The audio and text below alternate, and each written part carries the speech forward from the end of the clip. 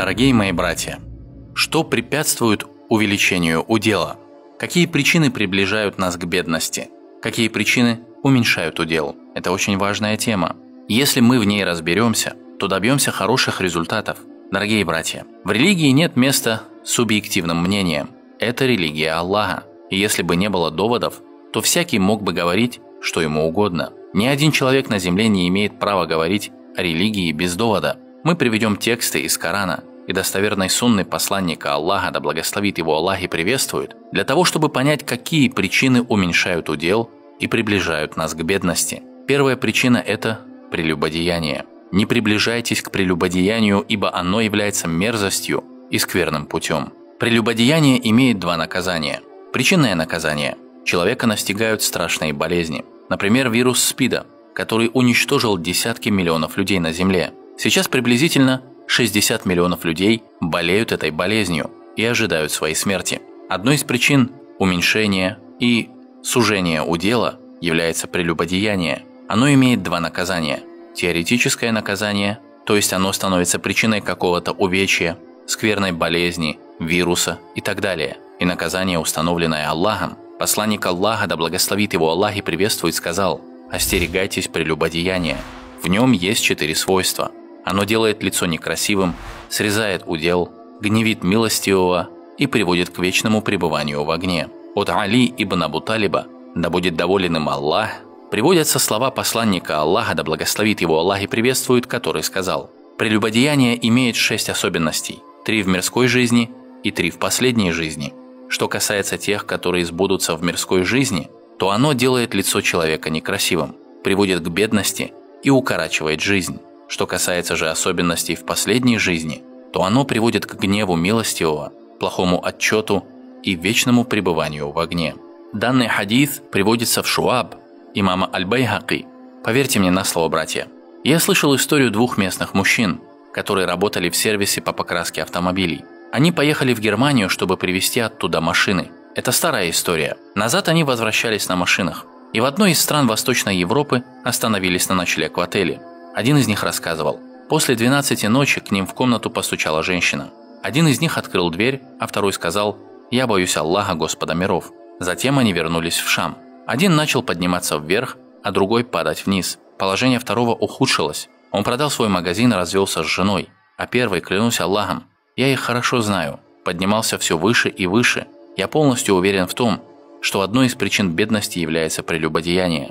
В благородном хадисе, который Ибн Умар, да будет доволен ими обоими Аллах, передает от посланника Аллаха, саллаллаху алейхи вассалям, говорится: прелюбодеяние приводит к бедности. Это наказание, установленное Аллахом, то есть Аллах сделает его бедным по причине его поступка. К тому же прелюбодеяние само по себе является теоретической причиной многих заболеваний, таких как СПИД, например. Дорогие братья, бедность бывает материальной и духовной. Прелюбодей отдаляется от Аллаха, потому что он совершил мерзость. Не приближайтесь к прелюбодеянию, ибо оно является мерзостью и скверным путем. Аллах не сказал «не прелюбодействуйте», Он сказал «не приближайтесь к прелюбодеянию». Все, что в итоге может привести к прелюбодеянию, запрещено, то есть является харамом. Уединение с посторонней женщиной – харам. Дружба с порочными людьми – харам. Свободное рассматривание запретного – харам. Просматривать развратные сцены в интернете или по спутниковым каналам – харам.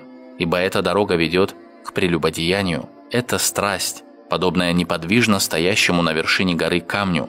Ты можешь сдвинуть его, думая, что он покатится только на 1 метр по склону, но он не остановится, пока не докатится до самого дна долины.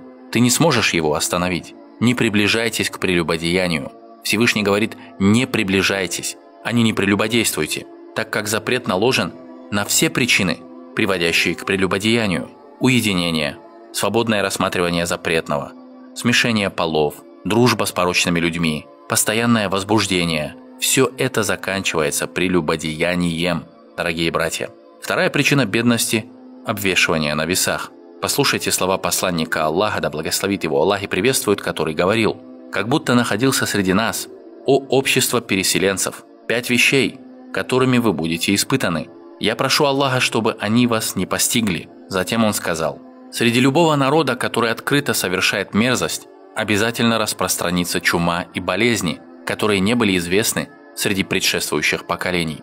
Что еще так открыто может указывать на вирус СПИДа, а также болезней, которых не было в предыдущих поколениях? Если люди начнут обвешивать на весах, то их непременно постигнет засуха и голод, и несправедливость правителей. А если они перестанут выплачивать закят с имущества, то они непременно будут лишены дождя.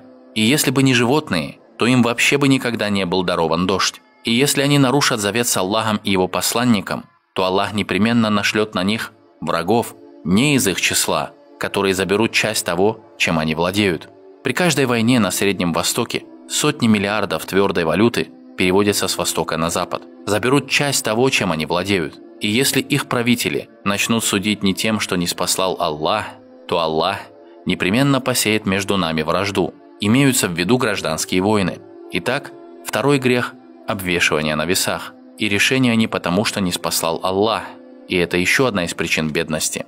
Этот хадис посланника Аллаха, да благословит его Аллах и приветствует, который не говорит по прихоти, и благородный Коран – речь Господа миров. Четвертый грех – невыплата закята. Посланник Аллаха, да благословит его Аллах и приветствует, сказал: «Среди любого народа, который будет нарушать договоры, обязательно распространится убийство». К слову, есть очень интересный аят. «Скажи, он способен наслать на вас мучения сверху». Имеется в виду молния, а сейчас это ракеты. Или из-под ваших ног, то есть землетрясения, а сейчас это мины. Или привести вас в замешательство, разделив на группировки, гражданские войны, и дав одним из вас вкусить жестокость других. Среди любого народа, который будет нарушать договоры, обязательно распространится убийство. И если среди народа распространится мерзость, то Аллах нашлет на них смерть. Аллах удержит дождь от любого народа, который отказывается выплачивать закят. Есть статистические данные, которым вы, возможно, даже не поверите. Только 5% богатых мусульман выплачивают закят со своего имущества. Только 5%. В другом хадисе пророк, да благословит его Аллах и приветствует, говорит: Аллах обязательно испытает засухой народ, который отказывается выплачивать закят. Итак, первая причина – прелюбодеяние. Вторая – обвешивание на весах и решение не потому, что не спаслал Аллах. Третья причина – невыплата закята. Четвертая – ростовщичество. Пророк, да благословит его Аллах и приветствует, говорит: Аллах непременно накажет засухой, то есть бедностью, народ, среди которого распространено ростовщичество, и накажет страхом, то есть вселив в их сердца страх. Любой народ, в котором распространено взяточничество.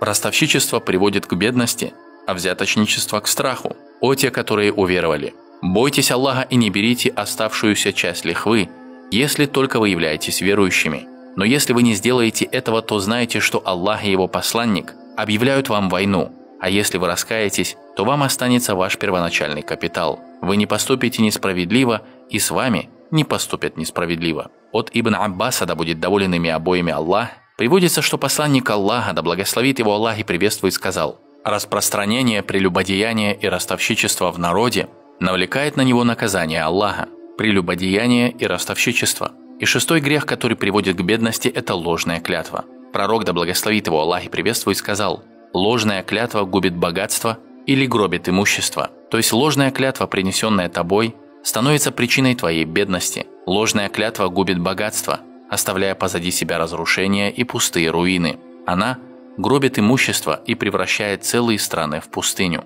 Один из табиинов, последователей сподвижников, как-то рассказал одному торговцу: «Раб Аллаха, побойся Аллаха и не клянись часто. Принесенная тобою клятва нисколько не увеличит твой удел и нисколько не уменьшит его. Что будет, если ты не будешь клясться и просто скажешь: этот товар стоит столько-то, удел дается Всевышним Аллахом». Пророк, да благословит его Аллах и приветствует, сказал: «Не прибегайте часто к клятве в торговле. Поистине это приводит к сбыту товара, а затем приводит к уничтожению имущества». Покупатель может застесняться, и ему придется покупать товар. Он купит товар из-за твоих ложных клятв, но Аллах уничтожит то, что ты выручил взамен. В другом хадисе говорится: клятва помогает продать товар, но уничтожает благодать тех денег, которые были выручены за него. Не клянись. Имам Абу Ханифа, да будет доволен им Аллах, давал в милостыню 1 динар за каждую правдивую клятву, принесенную им. За правдивую клятву. Что же тогда говорить о ложной клятве? Пророк, да благословит его Аллах и приветствует, сказал: Аллах не будет разговаривать с 3 людьми в судный день. не посмотрит на них, не оправдает их, и их ждет мучительное наказание. Абу Зар сказал: обмануты они и потерпели убыток. Как это, о посланник Аллаха? Он сказал: музбиль – человек, носящий длинную одежду из-за высокомерия. Маннан – человек, попрекающий других в добре, оказанном им. И человек, сбывающий свой товар ложными клятвами. 7-й грех – ложь. Ложь – качество неверующих людей и лицемеров. Врут только люди, которые не верят в Аллаха и являются неверующими.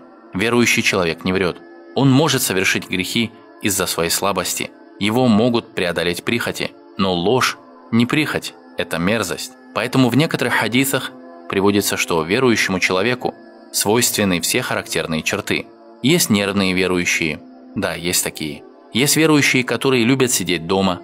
Есть верующие, которые уделяют особое внимание своей одежде. Есть верующие, у которых одежда хуже, чем у других. Есть верующие, которые любят общаться с людьми. Есть верующие, предпочитающие уединение. Это характерные черты. Верующему человеку свойственны все характерные черты, кроме лжи и предательства. И если человек врет и предает, то он неверующий. Верующий человек никогда не врет. Дорогие братья, с 3 видами людей Аллах не будет разговаривать в судный день и не будет смотреть на них. Человек, который продал товар ложной клятвой и получил за него больше, чем он стоит, благодаря своей лжи. И человек, который принес ложную клятву, чтобы присвоить себе имущество другого человека. И человек, который не поделился с другим лишней водой, которая была у него. Аллах Святун и Велик скажет: «Сегодня я удержу от тебя свою милость, подобно тому, как ты удержал излишки воды, которые были у тебя». Поэтому сюда можно отнести и рекламы, внушающие покупателю о наличии каких-то качеств в товаре, которых в нем нет, или внушающих людям, что они из определенного источника, в то время как это не так, или внушающие, что в нем есть какие-то качества, которых на самом деле нет. Дорогие братья, сегодня очень легко поставить определенную торговую марку на товар, который не был выпущен ею. Сейчас есть заводы высокого уровня, которые ставят известные торговые марки на товары очень низкого качества и таким образом продают его. Потом пророк, да благословит его Аллах и приветствует, сказал: ложь уменьшает удел. Что может быть яснее этого? Ложь уменьшает удел. Продавец и покупатель имеют право выбора, пока не разойдутся. И если они будут честными и разъяснять недостатки товара, то их торговля будет благословлена. Если ты скроешь недостатки товара, то Аллах, велик Он и славен, непременно накажет тебя. У моего знакомого брата была машина, двигатель которой имел серьезный дефект. Он продал ее и при этом смог скрыть дефект при продаже. Он сказал мне: клянусь Аллахом, слово в слово, я обманом заставил его купить ее. Он думал, что он такой умный. В двигателе машины был серьезный дефект, и он скрыл это от покупателя и внушил ему, что двигатель в нормальном состоянии. Затем он купил себе другую машину с нуля. С нуля – это термин, который используется для новых машин. Очень красивая машина, цвет, салон, чехлы, накидки, и был очень доволен. Через 3 дня он попал в ДТП в одном из районов Дамаска. Его машина разбилась вдребезги. Когда он пришел ко мне за утешением, я сказал ему: «Разве не ты говорил несколько дней тому назад, что продал тому человеку машину с дефектом и скрыл от него это? Скрытие недостатков харам. Скрытие недостатков харам. Продавец и покупатель имеют право выбора, пока не разойдутся. Если они будут честны и разъяснять недостатки товара, то их торговля будет благословлена. А если они скроют недостатки и солгут, то не будет благодати в их торговле». Дорогие братья, один из прекрасных хадисов гласит: «Поистине правда приводит к благочестию, а благочестие приводит в рай». И человек продолжает говорить правду и держаться ее, пока Аллах не запишет его у себя правдивым. Поистине ложь приводит к нечестию, а нечестие приводит в огонь. И человек продолжает врать до тех пор, пока не будет записан у Аллаха лжецом. Верующий человек не врет. Некоторые родители, сами того не замечая, учат своих детей врать. Отец говорит, например: «Скажи, что папы нет дома». Такая практика отменяет 1000 лекций о честности. Люди учатся глазами, а не ушами. И язык поступков всегда сильнее языка слов.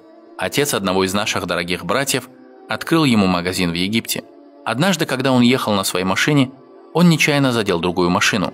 90-летний старик и молодой человек, которые были в той машине, умерли. Этот брат позвонил директору своей фабрики и рассказал ему о случившемся, своему подданному. Рассказал все, как случилось. Тот сказал ему: «Не беспокойся и приходи через час в такое-то полицейское отделение». Он пришел через час, и все было уже решено. В протоколе было написано, что машина, в которой находился тот старый человек, врезалась в его машину. И его работник сказал ему: «Подпишись». И он ответил: «Нет». Они начали спорить. Один говорит: «Подпишись и поставь свою подпись», а другой отказывается. Тот удивился и сказал: «Я впервые вижу такого человека. Я пытаюсь его спасти, а он сам себя подставляет». Он сказал ему: «Я не от тебя хочу спастись, я хочу спасти себя от Аллаха. Я подтверждаю только то, что произошло». Затем он написал все, как произошло, и подписал, и выплатил денежную компенсацию за смерть умершего человека, и устроил его детей на работу на своей фабрике. Я хочу, чтобы ты был таким человеком. Я хочу, чтобы вера человека была яркой и привлекала внимание людей. Только так мы поднимемся. Он сказал: «Я не подпишу это, потому что это ложь. Я его стукнул, а не он меня. Пока мы говорим правду, пока ищем справедливости, Аллах будет нам помогать. И если мы проявим несправедливость по отношению друг к другу, то Аллах оставит нас. Клянусь Аллахом, я горжусь таким человеком, у которого была возможность уйти от ответственности, но его высокое религиозное воспитание не позволило ему поступить так». И он сказал: «Я не подпишусь, я подпишу только то, что произошло». И он ответил за свои действия. Дорогие братья, следующий грех – монополия. Кто монополизировал на рынке продовольственного товара, того Аллах испытает проказой или банкротством. Человек захочет насладиться здоровьем за счет больших денег, вырученных на монополии, или захочет таким образом увеличить свое имущество, но его тело постигнет неизлечимая болезнь, а имущество постигнет банкротство. Кто монополизировал на рынке мусульман продовольственным товаром, того Аллах испытает проказой и банкротством. Дорогие братья, под монополией подразумевается скупка товара, особенно продуктов питания, в которых особо нуждаются люди, и снятие его с рынка, чтобы позже продать по высокой цене. Вы не поверите, но покупатель так же, как и продавец, может стать монополистом. Как это? Например, ты за месяц расходуешь какое-то количество определенной еды, но, почувствовав приближение кризиса, ты покупаешь в 5 раз больше необходимого. Потребитель, который закупается поверх своих нужд, становится причиной уменьшения этого товара на рынке. Таким образом, он становится монополистом. Возьми столько, сколько тебе необходимо. Поэтому пророк, да благословит его Аллах и приветствует, сказал: «Кто монополизирует рынком, тот является грешником». Можно подумать, что грешник – это небольшая проблема. Но послушай, воистину фараон, Хаман и их воины были грешниками. Слово «грешник» в Коране значит, что он войдет в ад, пребывание в котором скверно. Воистину фараон, Хаман и их воины были грешниками. Кто монополизирует рынок, тот является грешником. Пророк, да благословит его Аллах и приветствует, сказал: «Кто монополизировал продуктами в течение 40 дней, тот отрекся от Аллаха, свят он и велик. Аллах свят он и велик, также отрекается от него». Пророк, да благословит его Аллах и приветствует, сказал: «Тому, кто поставляет товар, будет дано пропитание, а тот, кто скупает товар, будет проклят. Не скупай продукты питания». Также пророк, да благословит его Аллах и приветствует, сказал: «Всякого, кто воздействовал на цены мусульман, чтобы повысить их, Аллах непременно бросит в огонь. Всякого, кто воздействовал на цены мусульман, чтобы повысить их, Аллах непременно бросит в огонь». Возьмем, к примеру, обычного госслужащего, который имеет определенный доход – 10 тысяч. Ему придется потратить все свои деньги из-за повышенных цен. Возможно, твоя прибыль увеличится, но ты станешь причиной гибели этого бедняги с ограниченным доходом. У него есть дети, жена, он благородный человек, придерживается прямого пути и не ест запретное, а ты ставишь его в очень трудное положение. Ты многократно увеличил свой доход, но поставил его в очень трудное положение. Остерегайся строить свою славу на руинах остальных. Не строй свое богатство за счет обеднения других. Не строй свою безопасность за счет страха других. Не строй свое величие за счет унижения других. Остерегайся всего этого. Аллах, свят он и велик, предоставляет отсрочку, чтобы затем неожиданно наказать. Аллах может наслать злокачественную опухоль, почечную недостаточность, цирроз печени, тромб головного мозга. Он может наслать такие болезни, которые введут в растерянность любого. От его наказания могут посидеть дети. Никогда не строй свою славу на руинах других. Не отбирай у людей их имущество. Не вселяй страх в их сердца. Не бери то, что не принадлежит тебе. Аллах велик. Всякого, кто воздействовал на цены мусульман, чтобы повысить их, Аллах непременно бросит в огонь. 10-й грех – это обман. Дорогие братья, чтобы разобрать все разновидности обмана, потребуется провести несколько лекций. Сюда можно отнести изменение описания товара, изменение названия производителя, игры с перевешиванием на весах, килограммах, размерах, неопределенность. Все это приводит к бедности. Обман – одна из причин бедности. Пророк, да благословит его Аллах и приветствует, сказал: обман несведущего покупателя относится к ростовщичеству. Мустарсель относится к ростовщичеству. Мустарсель – это покупатель, который не разбирается в качестве товара. Есть продавцы с шестым чувством. Они сразу распознают покупателей, которые не разбираются в качестве товара, и продают им самый плохой товар за самую высокую цену. И думают, что они ловкие. Один из братьев рассказывал мне, что один человек, который не разбирался в машинах, купил себе новую машину. С ней что-то случилось, и он обратился к мастеру. И тот сказал, что проблема очень серьезная. Потребовал много денег и сказал приходить через 3 дня. В то время как машину можно было починить за 1 минуту. И это не стоило никаких затрат. В первый день мастер на этой машине с семьей поехал в Зибадан. Второй день в Гута. В 3-й день в Тарик Аль-Матар. Сосед сказал ему: побойся Аллаха, побойся Аллаха. Проблему можно было решить за 15 минут или даже несколько минут, но не за 3 дня и не за такую большую сумму. Он сказал: такая у меня работа, я поступаю правильно. У этого мастера был сын, и ему в глаз попал клинок от стального токарного станка. Пришлось делать операцию, которая обошлась ему в 40 или 50 тысяч реалов. В Ливане, в Савакие, Аллаху Акбар. И кто сейчас тупой? Тот, кто думал, что Аллах не отчитает его? Тот, кто думал, что Аллах не накажет его? Кто думал об Аллахе: я тебя ослушался, но ты не наказал меня? И Аллах ответил ему: я наказал тебя, а ты даже не узнал об этом. Миллионы проблем, которые посылает нам Аллах. Итак, обманывать и продавать невежественному продавцу товар за высокую цену является ростовщичеством. И последний грех – торговля запретным товаром. Есть запретные вещи, запретные напитки, запретное мясо. Запретных товаров много.